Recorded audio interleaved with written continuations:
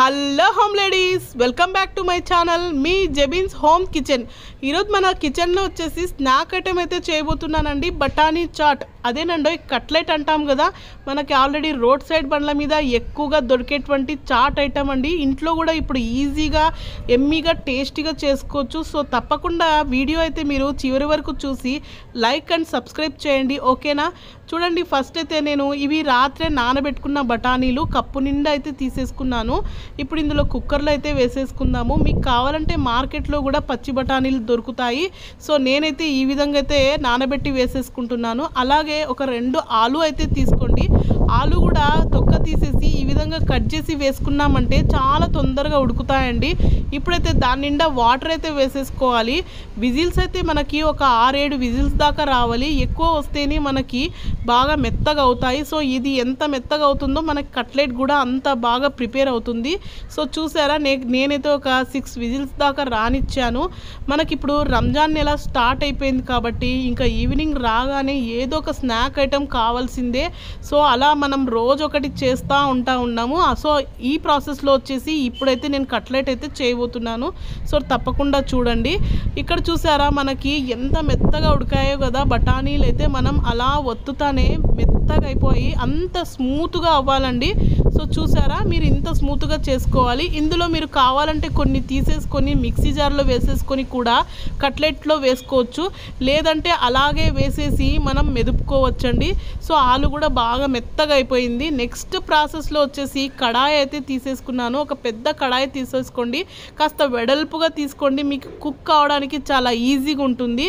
ఇప్పుడు అదే కడాయిలో నేను వచ్చేసి గరిటెన్నర ఆయిల్ అయితే వేసేసుకుంటున్నాను. ఆయిల్ వేసిన తర్వాత ఇది వచ్చేసి ఒక చెంచా ఉంటుందండి జీరా అయితే. సో జీరా కూడా మనకి బాగా వేగిన తర్వాత ఇందులో మనకి టేస్ట్ మంచి స్మెల్ రావడానికైతే ఇందులో నేను సోంపు అయితే వేస్తున్నానండి. చూసారా, చిన్న టేబుల్ స్పూన్ సోంపు వేసాను. అలాగే కరివేపాకు కూడా కొద్దిగా వేసుకోండి. అలాగే చూసారా, ఇక్కడ నేను ఒక 2 పెద్ద ఉల్లిగడ్డ ముక్కలు తీసేసుకున్నాను, సన్నగా కట్ చేసి వేసేసుకున్నానండి. ఇవన్నీ బాగా మనం కలిపేసుకోవాలి, లైట్గా మనం వేగించుకోవాలి, మీడియంలో పెట్టేసుకోండి. సో చెప్పాను కదా, రంజాన్ నెల స్టార్ట్ అయిపోయిందంటే మనకి ఎక్కువగా ఫుడ్ ఐటమ్స్ అయితే పోవండి. చాలా మటుకు అయితే స్నాక్ ఐటమ్స్ తింటారు కదా. సో ఎప్పుడు ఏదో ఒక స్నాక్ ఐటమ్ అయితే ఎక్కువనే చేయాలండి. సో అలాగే ఉంది. సో ఇప్పుడైతే నేను ఇందులో ఆనియన్స్లో అల్లం వెల్లుల్లి పేస్ట్ కూడా వేసాను, 1 టేబుల్ స్పూను.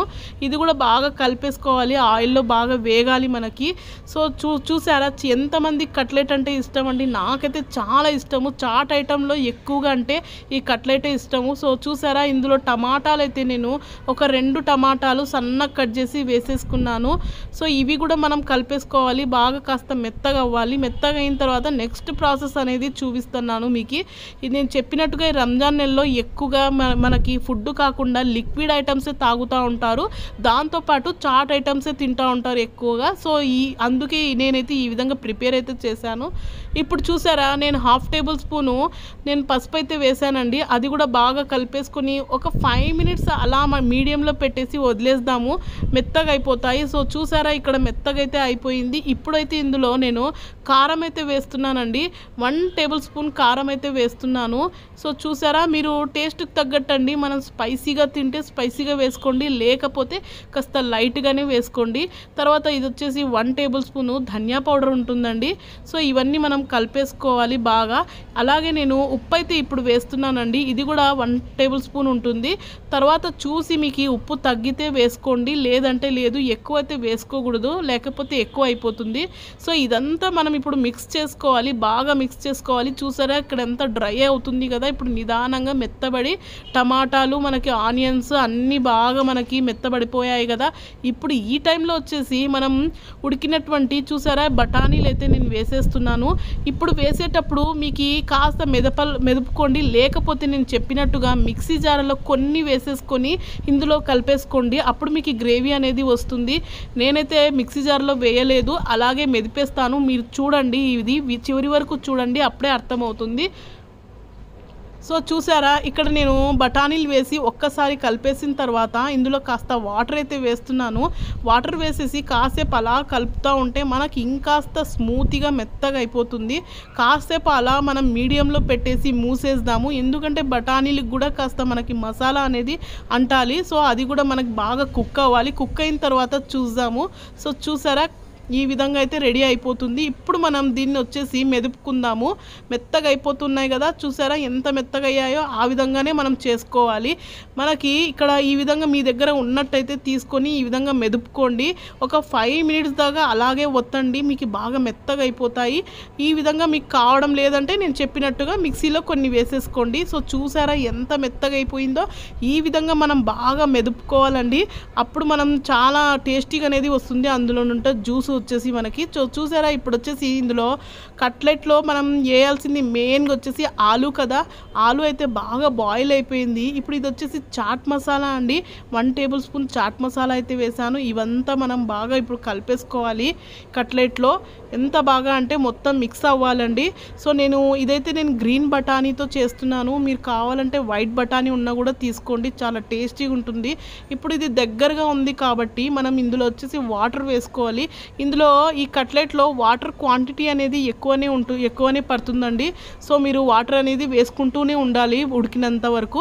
మీకు ఈ తర్వాత తినేటప్పుడు ఎక్కువగా గట్టిగా అయిపోయిందంటే మళ్ళీ వాటర్ వేసి కాస్త వేడి చేసుకోవచ్చు. సో చూసారా, ఇందులో వచ్చేసి నేను అలాగే గరం మసాలా అయితే 1 టేబుల్ స్పూన్ అయితే వేసానండి. సో చూసారా, ఈ విధంగా మొత్తం కలిపేసుకోవాలి. అంతేనండి, చాలా ఈజీ ప్రాసెస్ అండి. ఇప్పుడు ఒక 5-10 మినిట్స్ అలా ఉడికించామంటే ఇంకా మనకి కట్లెట్ అదే బఠానీ చాట్ అయితే రెడీ అయిపోయినట్టే. ఇందులో లాస్ట్లో వచ్చేసి మనం కాస్త లైట్ పులుపు రావడానికైతే నేను ఇందులో నిమ్మకాయ అయితే పిండేస్తున్నానండి. ఒక హాఫ్ నిమ్మకాయ అయితే అలా పిండేసుకోండి, చాలా టేస్టీగా పుల్లగా ఉంటుంది. లేదు మనకి ఇప్పుడు వద్దనుకుంటే మనం తినేటప్పుడు కూడా పైనుంచి వేసేసుకోండి, చాలా టేస్టీగా ఉంటుంది. అంతేనండి, చాలా ఇష్టంగా తినేటువంటి చాట్ ఐటమ్ అయితే ఇదేనండో. ఇది చాలా ఈజీ ప్రాసెస్ కదా. మనకు ఓన్లీ బఠానీ ఈ ఆలు ఒకటి ఉడికించుకుంటే దీంట్లో ఎక్కువ ఇంగ్రీడియంట్స్ కూడా అవసరం లేదండి. చాలా ఈజీగా చేసుకోవచ్చు మనం కట్లెట్. సో తప్పకుండా నేనైతే ఎప్పుడు మన పిల్లలు అడిగినా నేను చేస్తూనే ఉంటాను. సో చూసారా, లాస్ట్లో వచ్చేసి మనం కొద్దిగా కొత్తిమీర చల్లుకోండి. అంతేనండి, గార్నిష్ చేసుకోండి.